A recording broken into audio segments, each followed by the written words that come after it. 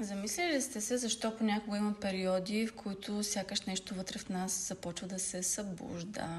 Нищо около нас не е променено, работата е същата, домът е същият, хората около нас са същите. И въпреки това усещаме, че вече не искаме да сме по старият начин. Появяват се нови мечти, нови идеи, нови желания да променим нещо. Това е енергията всъщност на първата седмица на август месец. Това е един от тези астрологични периоди, в които сякаш ни се казва не точно да действаме веднага, а по-скоро да погледнем малко по-надалеч. Какво всъщност искаме? Да не е само ден за ден. И когато погледнем небето през погледа на астрологията, много ясно се вижда защо. Още в първите дни на август месец има красива комбинация от аспекти. Слънцето среща Юпитер в Лъв. Юпитер образува хармоничен аспект с Нептун и секстил с Уран. Всички тези аспекти по-отделно носят един много така интересен потенциал за развитие. Но когато действат заедно, се случва нещо много интересно.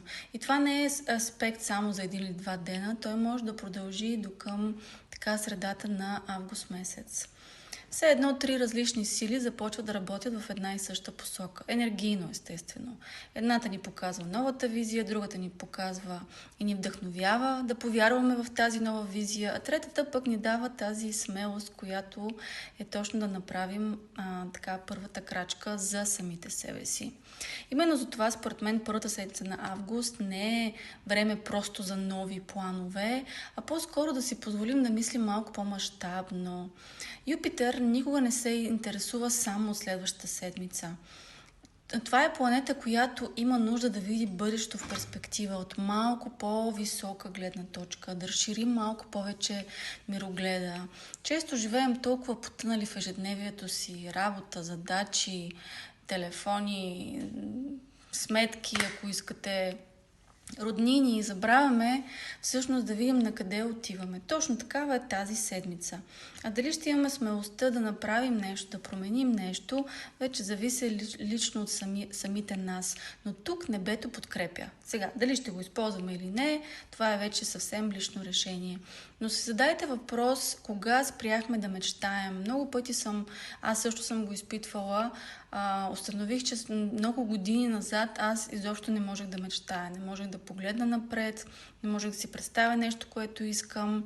И много хора са така, защото ежедневието ни гълта и ние забравяме да мечтаем, да учим, да пътуваме, да създаваме, да се вдъхновяваме и вървим по едни и същи релси. Тази седмица е специална още и заради едно друго така доста мистично събитие, за което много се говори, а именно Лъвският портал.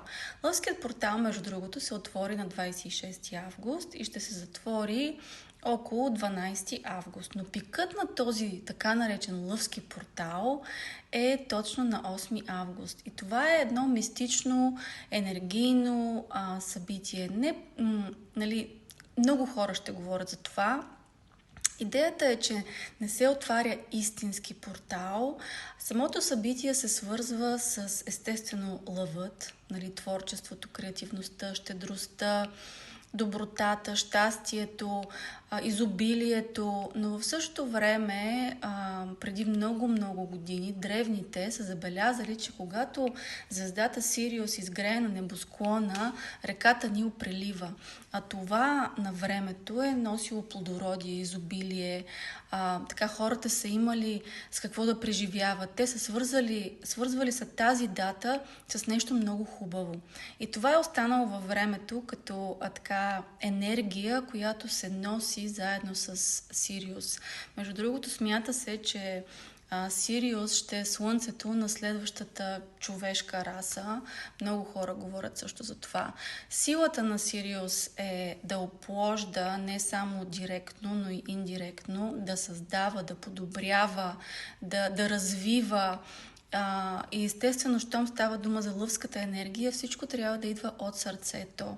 И тук идеята на Лъвския портал е не да си представим живот, който така би бил удобен на другите или би ни поставил в някаква добра позиция пред другите хора, а по-скоро живот, в който аз вътрешно се чувствам комфортно, удобно, уютно и истински.